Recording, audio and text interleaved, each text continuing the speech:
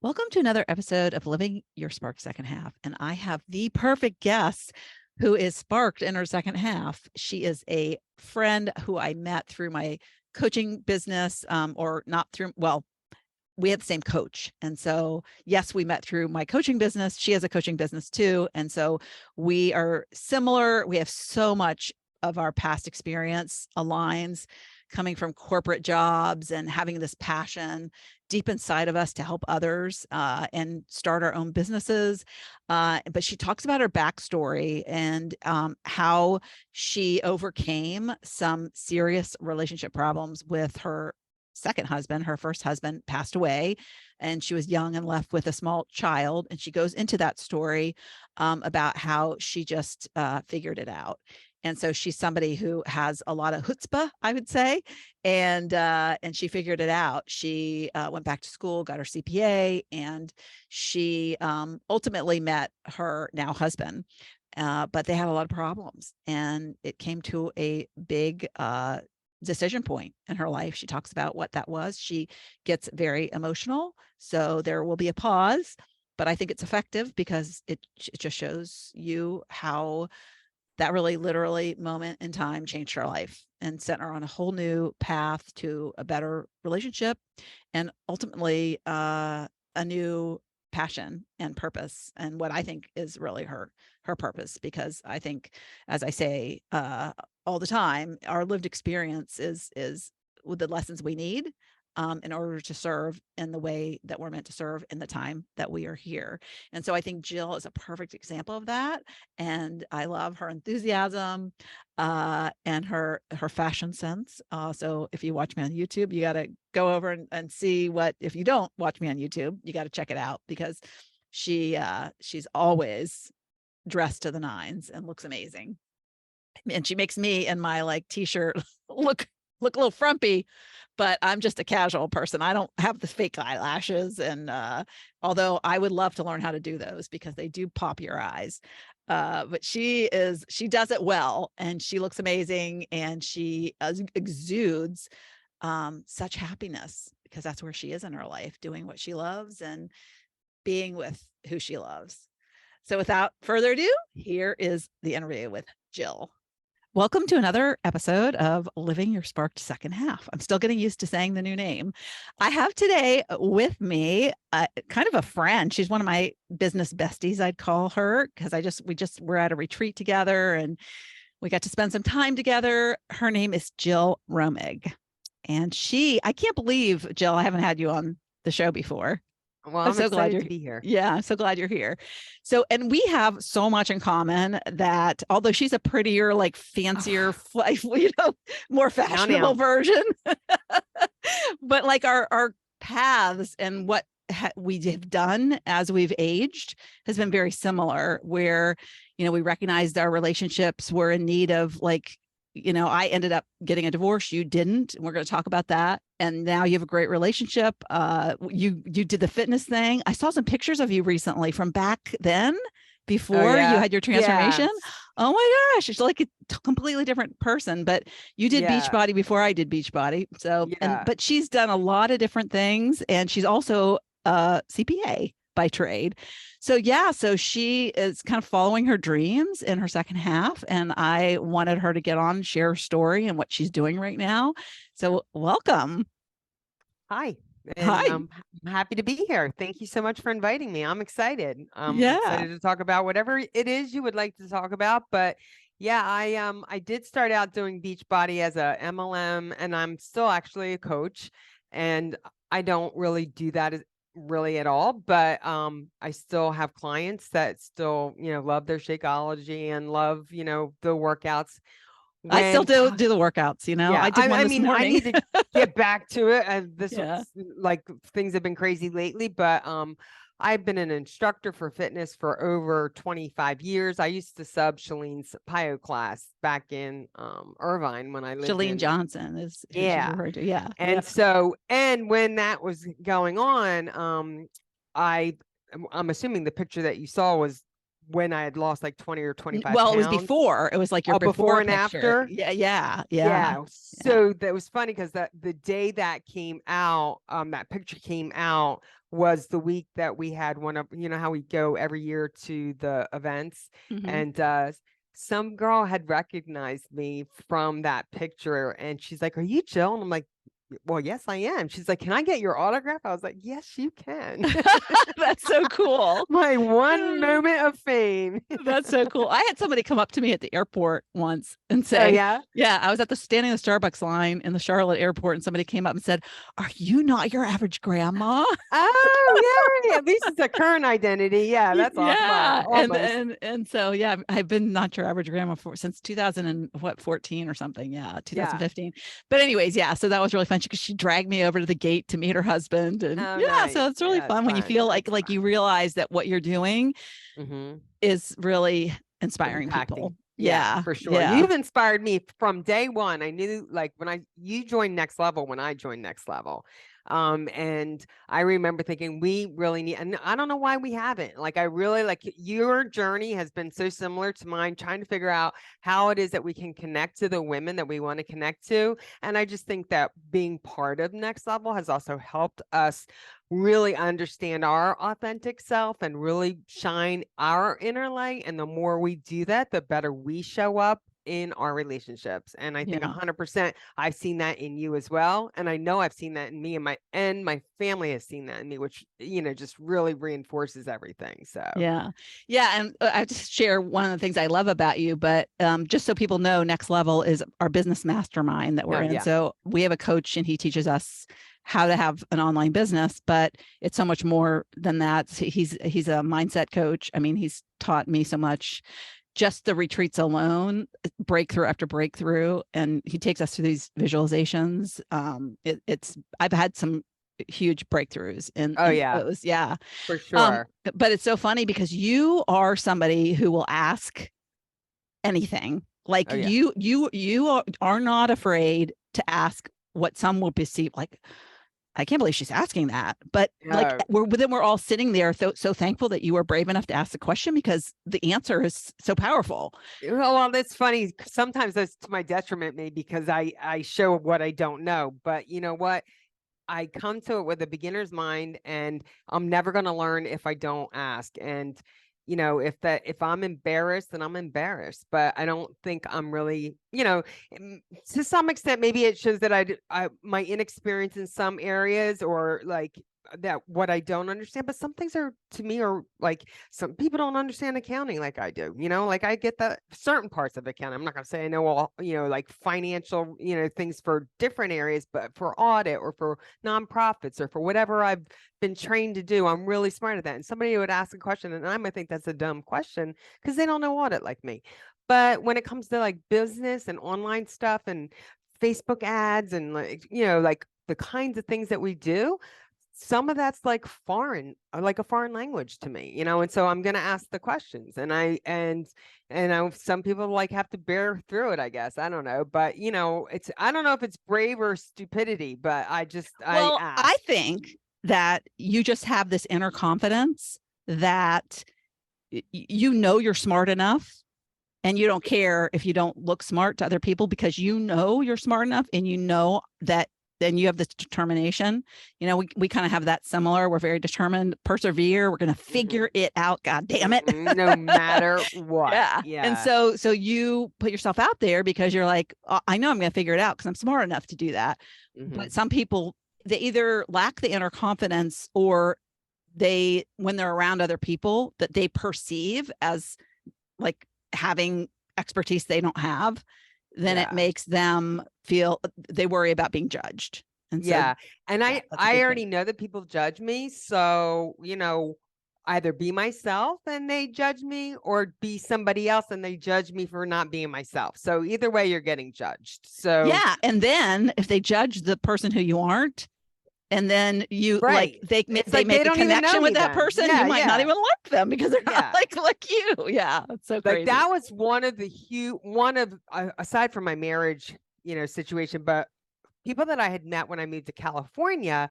So I moved to California in 2011. So all this change really, like my dip in the woo pool, all that like changed when I moved to California. Like I never heard of anything like manifesting or just the whole attitude of abundance. And you never read The Secret or watched Oprah? that was the first book I read, but I didn't read it. And I actually didn't read it. I heard it on audio in the car, and it was in 2011. Then I read the 4 Agreements, and then, it was like one thing after the other. I was like, I could do this. I could, like my whole world opened up, really. I just read the 4 Agreements, and I'm sharing I saw it. that you did that. Yeah, I I'm sharing. Yeah, so great. Yeah, I love that. Love everything. They have a 5th agreement, which is really just reinforcing the first 4.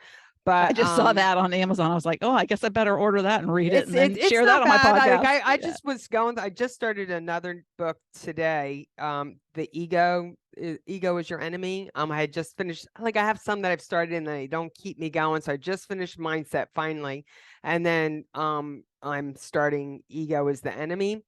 But I had seen that I had those in there, and I was like, do I want to? No, I'm going to do something new. I need to listen to these other ones that I've bought, and so yeah. And Audible, I always get credits, and it's like I have a lot of books. Well, on Audible I paused the credits now because I got to get caught up with all the things that I have in there. So I just heard this on a book that I'm reading or listening to right now.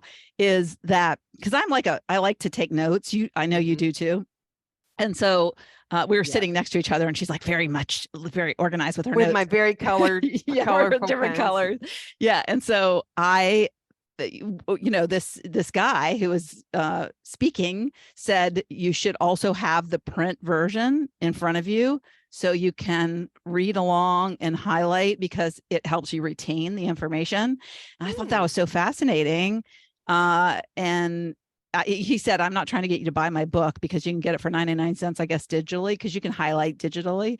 But I thought that was so good because I do feel like sometimes when I listen, I don't like, it doesn't stick with it's me. kind of like white noise a little bit. Yeah. So when I listen to Napoleon Hill's Think and Grow Rich, they have a download. And I had a journal. So like I've listened to that like 3 or 4 times now. And every time I listen to it, I get something else out of it, like something I want to add to my day or something I want to, remember to do. But having that download is really powerful. And then like there's some quotes in there that I will, like fall back to when I was kind of like, because we go into the, life is 50-50 and we go into these ruts where things aren't going the way you want or how you expect, and having grace with that time. Like for me right now with the Facebook ads, it's like, it's a challenge, and it's the way to look at yourself and say, what can I grow from? Like, what can I learn from this? How can I grow from this? Instead of being like, quit, I can't do this. This isn't working, and that to me is who I used to be. Well, not totally, because I've overcome a lot of things, but like I would think that certain things were fixed as opposed to a growth mindset, whereas I am 100% growth mindset now. Yeah. And they talk about that. Carol Dweck, she wrote Mindset, and I've mentioned, I think, her book before, but she talks about this, and that's such a good book. But I want to get to I want to talk about we could talk all day. Yeah, I know we could go on. I gotta like stick to the clock here. But so I want to talk about your relationship because I always say that I had a like kind of trifecta transformations when I hit my like 47 to 50 kind of age. So it started with leaving my husband, then it migrated into health transformation, and then it migrated into like, I want to start my own business kind of migration. So you are that as well. And so it's hard to get everything into a short period of time. Maybe you can come back, but I'd love to. Yeah. I want to focus because I don't think I have a lot of, I don't think I have had a lot of guests who go deep on, I have a lot of people who have been divorced, but not people who have almost divorced and then gotten everything back on track. And the other reason why I want to talk about it is because, I'm feel like I'm living my purpose. And I feel like it was a little bit of a long and winding road to figure it out. Of course. And I feel like I figured it out in the last couple of years. Like I'm like gone all in on it. And I think sometimes our lived experience is so important because we live that experience. to, this is my belief, we live that experience to get the lessons we need to do what we're supposed to do here. And so that's to help the world in some way. I mean, it could be like a small part of the world or a big part of the world, but help humanity in some way. And so I think it's interesting because I have had this long and winding road, and I know that I feel like you have just like hit on what your purpose is. And I really do. And it's related to what you've learned in your relationship. So I would love to hear, first of all, like, he's your second husband, and you, yes. Okay. So can you tell me about your romance, your backstory?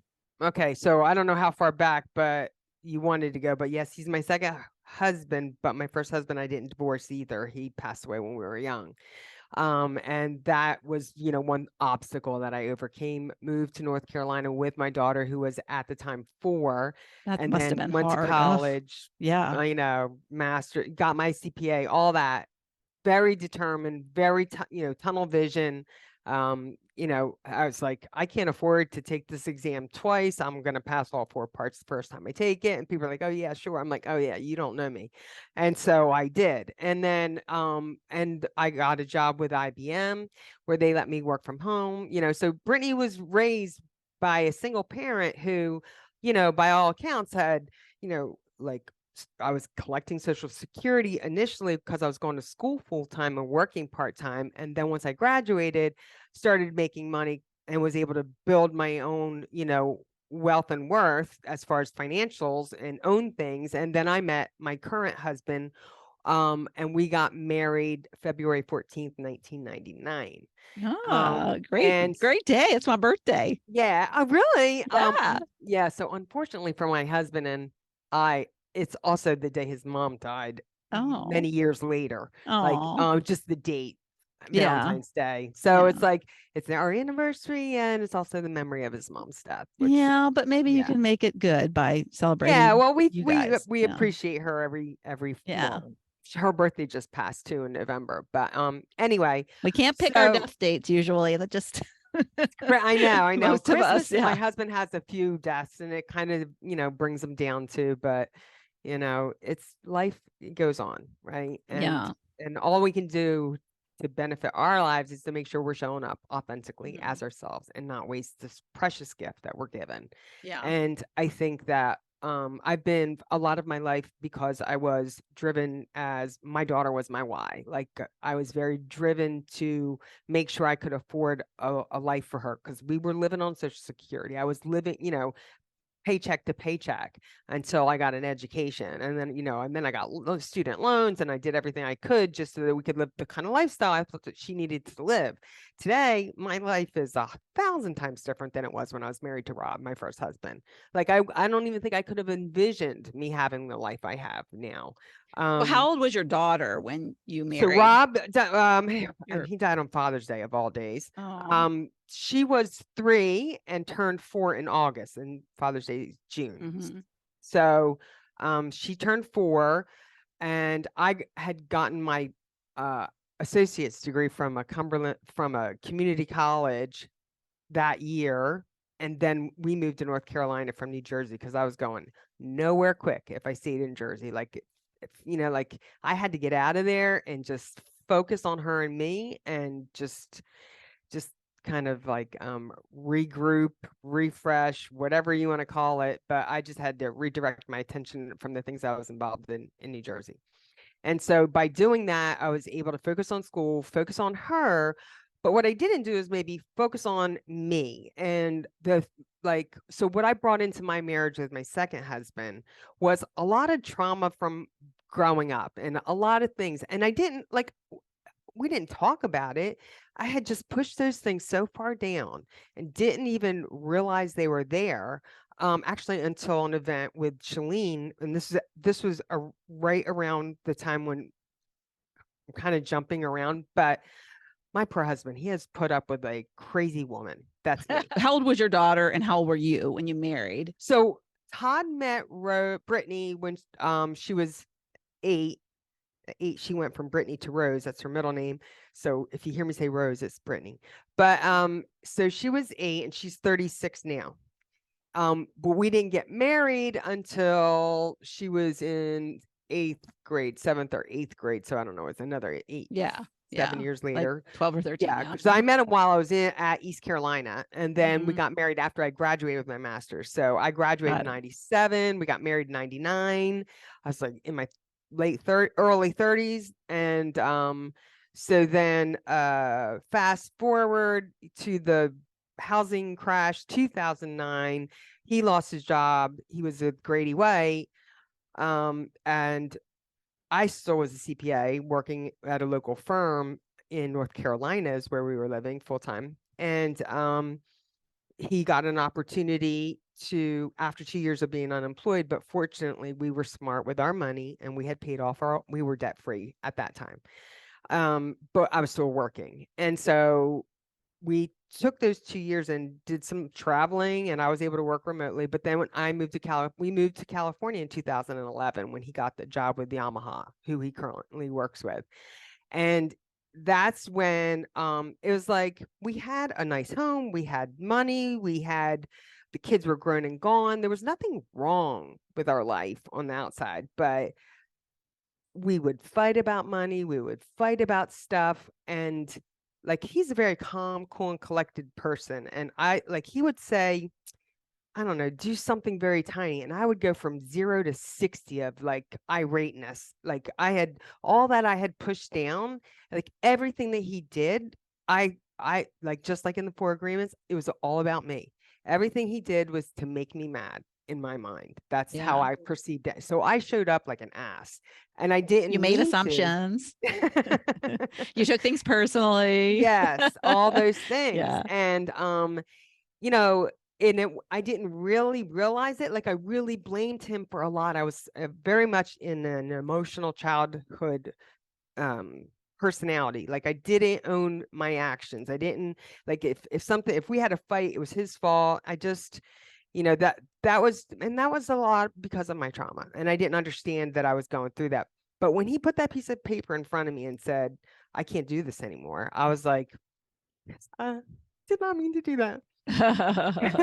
Well, it just shows how powerful that is. Like, that was a pivotal moment in your life. Because he's such a great guy. He's such a great And the fact that he couldn't voice it, like that he had to write it down. I mean, he tried, but I wouldn't hear it. And when I looked down, it was half of our assets. That number was like, huge. It was like, and I'm like, I don't want the money, I want a happy marriage, and was he married before? Yeah, he was married before. So he had 2 kids. His daughter was 4 when I met her. She's now 31. Kelly, that's one who has Ruby. And Scott was the same age as Brittany. They were 8 and they became friends. Yeah. And Ruby is her dog. So we were talking earlier, now, but so people have context. Yeah. So anyway, okay, so that helped me get past that. So anyway, when you put it in front of me, I was like, I'm not okay with this. This is not what I want. We tried couples therapy. We tried couples retreats. We tried a weekend to remember. We read books. And like, things got better for a little bit, but then they didn't. And then I went to this is what I was getting back to. Shalene had an event, and Michaela spoke at her event. And before the event, it was her push event is what it was called. She had listed, like, I don't know, 10 or 12 traumas that could have happened in your life. And I think I don't know, 9 of them I had experienced, and Todd had maybe 1, right? But tears were coming down my face. And he was like, oh, and the only reason he was there is because Shalene said, you get him to come, I'll comp his fee. So I begged him to go to this thing. I'm like, it'll be good. And he's like, I go to this stuff all the time. Anyway, he showed up. My husband would never go to one of those events. Well, he's like, I said, well, at least it'll be with a bunch of good looking women, honey. Yeah. So. Yeah. And just for reference, people, I think Michaela, correct me if I'm wrong, was one of the top Beachbody coaches, right? At the time? No, I know she did become a Beachbody coach, but no, she is one of Shalene's closest friends, but she is a therapist, an EMDR therapist. Okay. That helps. Yeah, so that's when she got up. Yeah, so that's what she got up on stage to talk about, and she was selling her 5-day intensive. But when Todd saw the tears go down my face, he looked at me, he's like, maybe this is something we should consider. Right. Yeah. And so I did that. And that was 2012 when I, like we had already decided we were going to try and figure this out. Like he put the paper in front of me and I was like, we need, I'm not this, we'll fix this. I'll fix this. We'll get this straight. Well, like I just like my whole world dropped right then. So I did some reflecting. I did journaling. I did the EMDR therapy. And that was what started my dip into the woo-woo pool, because then I started reading about gratitude. And then I started learning about how important our thoughts were and how those thoughts created our feelings and how our feelings drove our actions and how we showed up created the results in our lives. And that was what I was creating in my life. I was blaming him for my actions. If he didn't take out the trash, I made it mean that he didn't love me, or he was trying to piss me off, or instead of like, maybe he forgot to take out the trash, or something simple. It's little, just like a lot of little things like that. I started not losing my shit or my, that's fine. We could say shit on the show.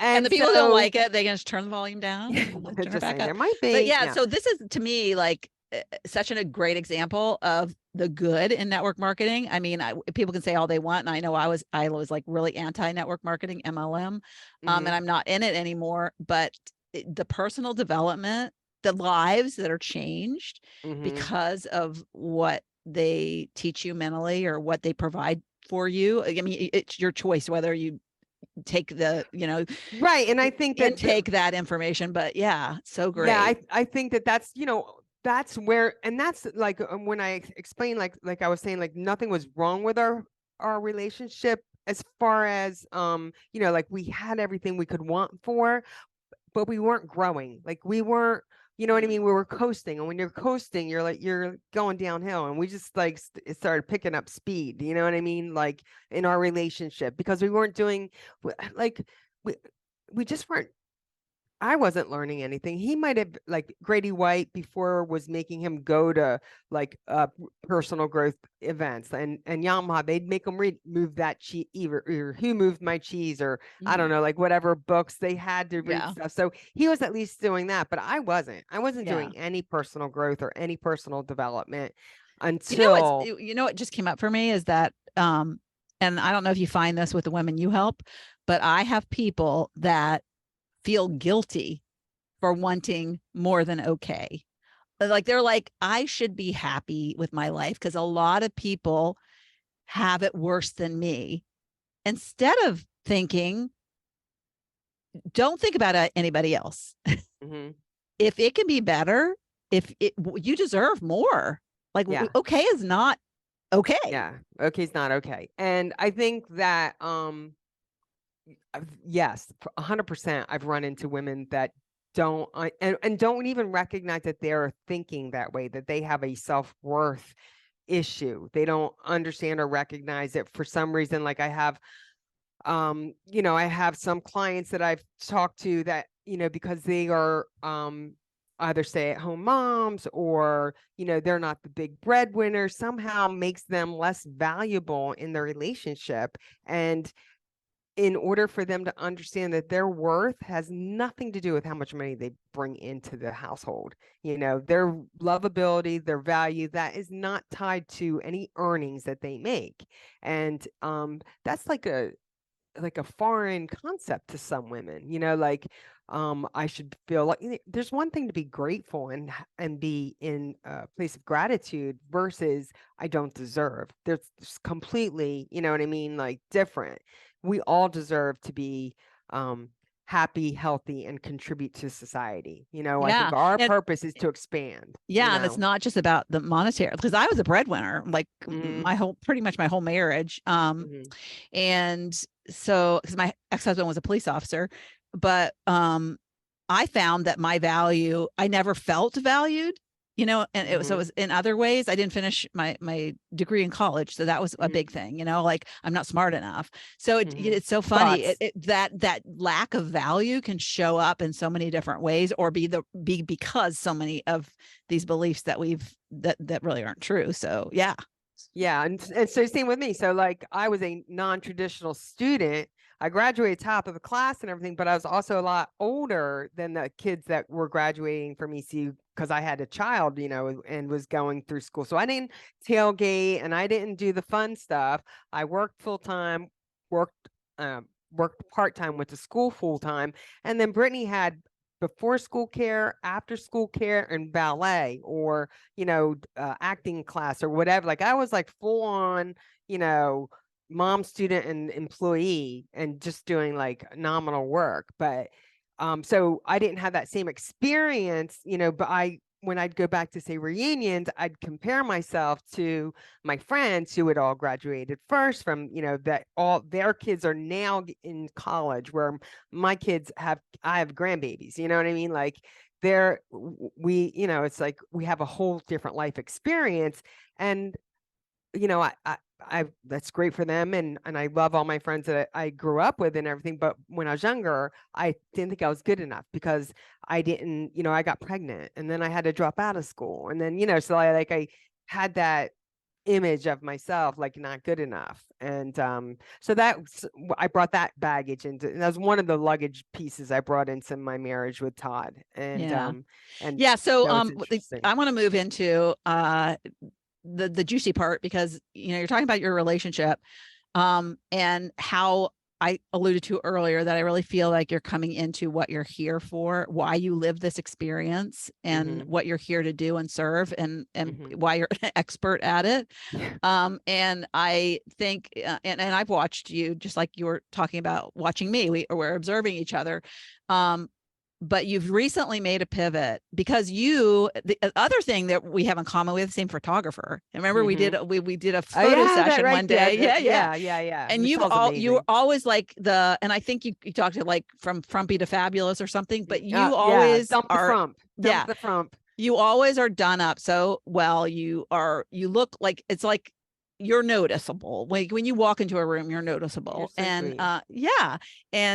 So and so for that reason, it seemed like, you know, helping women step into feeling better about themselves and feeling more confident because they look better, you know, and maybe they're the women, and that confidence, it isn't because they actually looked better. It was because they felt better, and they felt better because they were thinking better. So it's cleaning up all the garbage in your head, decluttering your brain, thinking healthier, happier thoughts about yourself helps you show up more confidently, more authentically, not being afraid to face discomfort or the uncomfortable conversations, or, you know, speaking up in a crowd, or like we were saying earlier, like just being genuinely yourself and okay with making a mistake, and know that you can figure stuff out no matter what, and have your own back.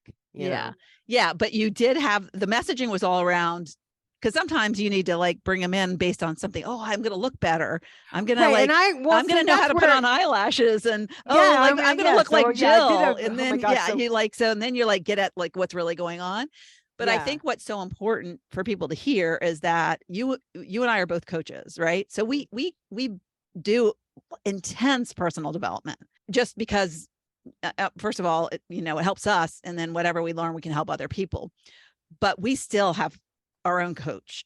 And everybody needs a coach, a life coach on speed dial. Yeah. And one of the things that our coach said that's always stuck with me is that we have blind spots. And we can't see our blind spots, just like that thing in the mirror in the car. It's invisible to you. And if you really want to have those breakthroughs, you have to be willing to go there and have somebody help you with that. And I honestly believe, and you do too, that like the answers are inside of us, and that's what a coach does. A good coach will ask the right questions and get the information out of you, because only you know what not okay is, and what will make you that happiest and most sparked. So Like I want you, 100%. yeah. So I want you to share what that like breakthrough was for you, because you were coached and you all of a sudden saw it was like this download from the Almighty that was like, this is it. Finally, you've done all this experimenting, right?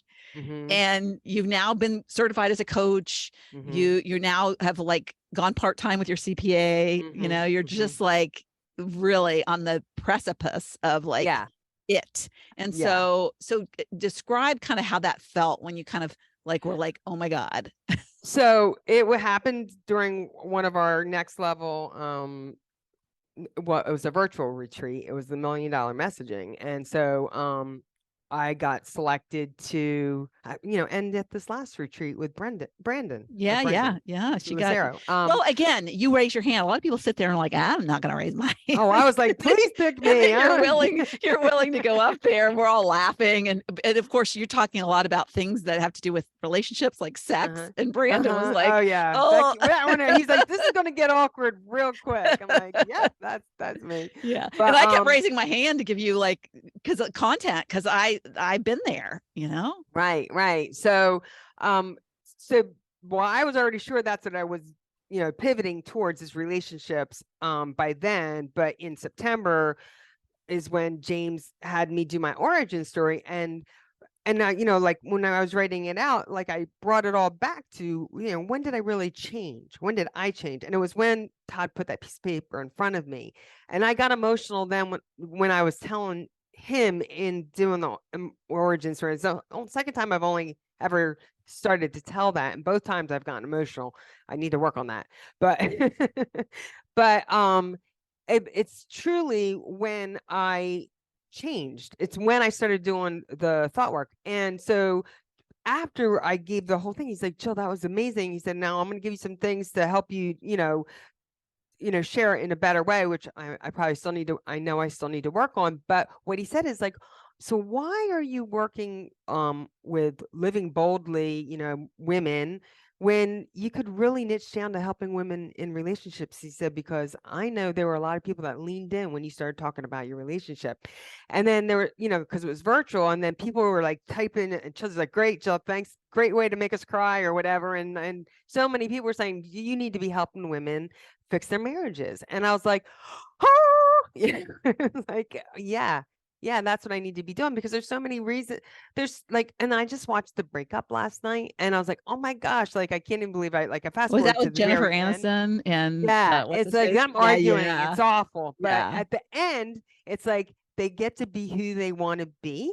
And they don't end up together, but they leave and they turn around and they see each other, and there's hope for them. And it all happens once they become authentically themselves. And that's, that when it comes down to it, nuts and bolts, bottom line, it's your relationship with your spouse is going to work if you work on yourself and you own your response. You take responsibility for how you show up in your relationship. So like, do Todd and I get along 100% all the time? No, of course not. Does he do things that I get mad about and I realize that I'm thinking something that's making me mad? And do I decide I still want to be mad about that? Yeah, sometimes I do. But I definitely am not afraid to tell him stuff that I used to be afraid to tell him, because I thought it would turn into an argument. And I don't lose my temper like I used to lose my temper, because I know how to control my thoughts when it comes to, like, I prepare myself. If there's a money conversation that we need to have, or if there's something that like couples fight about, I'm not afraid to have the conversation, and I know I'm not going to lose my shit like I used to. And so that's brought, and the fact that, well, first of all, like he will bless me, kiss me, love me, whatever, and say like, who are you and what have you done with my wife? And I'm so glad you're here, or whatever. And when I started making the change, I was like, why did you stay? Like, as long as you did before you finally put that in front of me. And he's like, I knew you, like when he met me, he said, there's something about me. He knew that this was inside of me, or something to that effect. And so he always believed in me. And so, and I think I had him like where he just couldn't take it anymore. Even though he believed in me, he just couldn't take the crazy anymore. Well, I think they see true love to me is when they see the best in you, and some of those moments might not be enough. And so, this like unhappy version of you just shows up too much, and then that's what happens. Was but just but I'm pushing sure them you away. showed the real Jill a lot, and so he was hanging on to that and knew that she was there somewhere. Until I pushed, and yeah. I remember in 8th grade I had a teacher, she said, you push and push. So sometimes, like I don't recognize that or I do now. I have a lot more awareness of how I show up. Yes.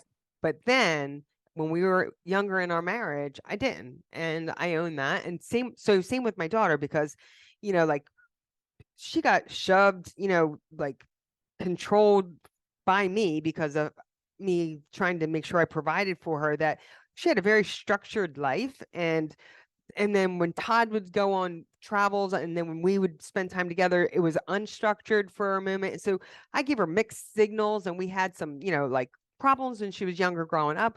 And our relationship now is even better. Because I was like, I know I showed up in some ways that were crazy lady. And I just want you to know that none of that was because of you. It was all because of me. It was because I never processed your dad dying. I never did this. And, and she was like, Mom, you have no idea how important that was for you to tell me, and that was huge for our relationship. So when we change our thoughts, the point here changes your life is when you change your thoughts, it changes everything. It's like that ripple effect. Yes. Relationships improve. And it starts with awareness, and that you know that there's something that it could be better, and it's up to you, because nobody else is going to change it for you. So you could sit around all day.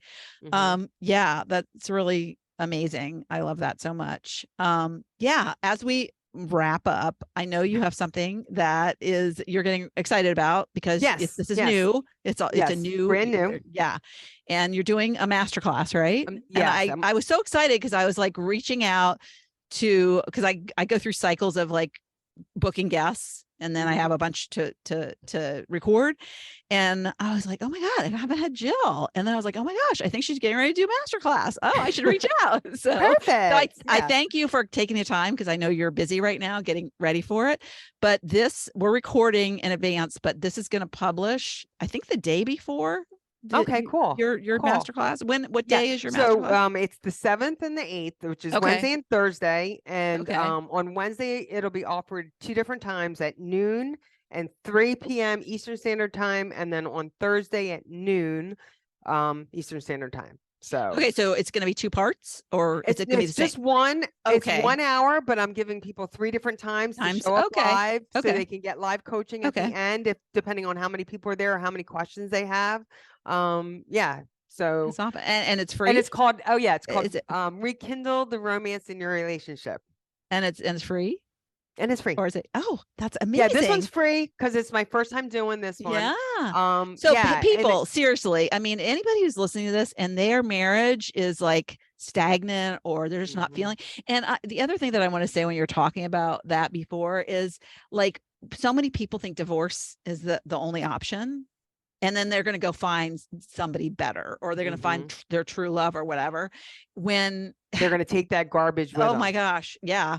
It's just take your problems with you, and it's just when you pack your bags, all those beliefs and the things that was right with you. And I brought it into my marriage, and I didn't realize that. And I'm so grateful that I figured it out before I really lost somebody that I loved. And it's funny, because he's doing some of the videos with you on social media. So I was like, my husband would never do that. Wait a minute, that was that. So like 10 years ago, I would have never in a million years expected him to say yes to the pictures, say yes to doing a reel with me or something like that. And he's like, and it's like 9:30, 10 o'clock at night. I'm like, you're going on a work thing. Can we do this? It's kind of cute, and we're spelling out letters, and I'll lay down, and he's like, okay, fine. And so he had fun, and he laughed, and it was awesome. Cute. But so he sees you so lit up. I mean, this is what sparked is. And when you love somebody and you see that, and they have this aura of like this positive energy around them, it's like contagious. I just, in my It is. newsletter I just sent out, I talked about like negative energy is contagious but positive is too. So if you get into a negative energy, 100%. like, And I'll tell you what, this has been aura, good you for don't, me yeah. today, especially just because of what's going on with my outer, world with Facebook. And like, this has reboosted my energy and my, like, yeah, I'm doing the right thing. And, like sometimes we need reinforcement. And I feel that energy every time I talk about relationships, about, how important it is. Like, we have these little things, and that one layer, one brick, one, and this wall begins to be built between two people that really love each other, and they can't see any way out, and they don't understand that, well, what I'm making, what you do mean, and what you're making, what I do mean, is what the wall's about. And if we would just drop that and be authentic and not so judgmental of ourselves or of them, we can just move mountains together. And it's just, yeah. And I just want to speak to Jill, struggling as most of us entrepreneurs do with like technology stuff. So try to get through that. But one of the things that tells me that this is your purpose is like nobody, like I just randomly was like, I need to reach out to Jill. And then you were so like excited, and you were like, oh my gosh, I'm having such a problem with Facebook. And your note was so refreshing and made me feel so good. And I'm like, this is when you have a clear idea of what you desire, then things drop out of thin air. And this is an example. That this like kind of divine intervention that like here brought us together, have this conversation. Awesome. And anybody who's listening has this opportunity to make their marriage better just by attending a 1 hour session. So what I promise is after they leave this class, they will learn the tools, the framework that I have that'll help them cultivate connection, to increase intimacy, and just design the kind of relationship they desire, one they deserve, one they want with their spouse. And their husband doesn't have to change at all in order for them to feel better about their relationship. And that's the part that I don't think a lot of women think. They think the problem is their husband. They think their problem that they need to change. And if they just let them be for a minute and work on themselves, it takes 2 to tango, 1 to lead. And they don't need to force them to do anything, because once you work on yourself, it's amazing how it affects the other people around you. It truly is. I mean, my husband, my students tell me that all the time. He hasn't affirm what you want. Like this, I have the most amazing relationship with my husband. Even if you don't, you say that every single day. Your actions, it's like brainwashing. It's a belief system. And then you start to behave differently, and they pick up on that. It's like it's an energy thing. So it's super effective. It's just, and also like our thoughts, our words, the things that come out of our mouth, it's like when you start to become aware, that's like stage 1. Step 1 is awareness, knowing what you're saying to yourself, listening to that chatter. If you're constantly saying, I can't believe he's doing this, and I can't believe he's doing that, you've got this expectation set up that's for failure in your relationship. If you're constantly bickering about stuff that you think he should be doing that he's not doing, or you think you should be allowed to do that you're not doing, you're not showing up authentic when you're doing that, And so that's a whole nother, we can get into manuals. I have, before we wrap up, I just thought of one thing, because I heard the word intimacy and I immediately thought sex. And so I'm in intimacy is, and I wanted to speak to it because a lot of people are so far apart in their marriage that they can't even think about like sex. So when you say intimacy, like, are you just referring to like, just have those conversations? Sure, like, I am. And you can take it to whatever extent you want. Intimate is intimate, being able to be vulnerable, being authentic. Able to, authentic and vulnerable, and sharing how you feel. That's sexy. You know what I mean? Like, that brings people together. And if you have that desire, that will bring you together. Like, that will increase that connection, the intimacy, all of that improves when you clean up the thinking that you have. And when you let go of not all of your expectations, but all of your judgments about how things should be, versus how they are. And then just really become aware of what you're thinking and how you're showing up, and know that, and this is the, separating the stories from the fact, because say your husband comes home at 5, is supposed to come home at 5 for dinner, and he doesn't get home till 6, and you go on a tirade because you think, it's inconsiderate of him to be an hour late, but he got stuck in an accident or something. Like, you don't know, like it's like lots of times arguments erupt based on pure fiction. Nothing's based in fact. And the first thing I help my clients do is separate the truth from the story. What are you telling yourself about what's wrong and what's really going on? What are the facts? What are the clear, neutral facts that everybody can agree on in a court of law? And that's where we begin. And so it makes a big difference. Yeah. And I want to again stress, because obviously it made a big difference to Jill. And I just recently read it, and I'm doing a few podcasts, 4 episodes on the 4 agreements. Oh yeah. But read that book, because we make our own misery. That's the big powerful thing, is by making those assumptions, and we make our own misery, and we can free ourselves from that hill, as he says. 100%. Yeah. But anyways, well, what is the specific link? I can put it in the show notes, but is there one that's easy for people to remember? Their registration page is www.jillmromig.com /capital R, capital W, capital R. So it's WRWR, but capital letters, because for whatever reason. So let me repeat it. It's Jill, M as in Mary. Or Marie. It's my middle name. Marie Romig. Is it? Yes. Romig, ROMIG /com /capital R, capital W, capital R. Got it. Okay. Just wanted to repeat it. All right. Thanks so much for being here. I could go on. I just know we've been talking for about, I think, almost 50 minutes. I know we probably went way long, but thank you for having me. Now that we have the in-person retreats back and it's going, we'll see each other next year. Yes. Probably a couple times, 3 times maybe. Yeah. And so the more travel I can do, the better. And anytime we go out west, I'm happy. Arizona was nice. Next time I want to go a little bit more before and after, so I can see stuff. Yeah. Because James will keep us in that building from morning, noon, and night. I know. And we just stay there. Yeah. We just stay there. So, all right. Thank you so much. All right. Bye.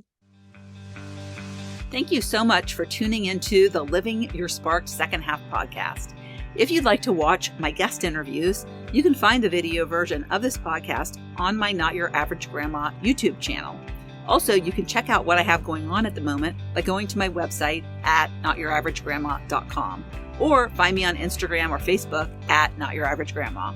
If you like this episode, please mention it to a friend, and don't forget to leave a review so I know the topics you like best and can bring you more of that content in upcoming episodes. Last but not least, remember to always listen to that inner voice that will never steer you wrong, and make living from the most sparked place possible your biggest priority. When we do that, we make the world a better place.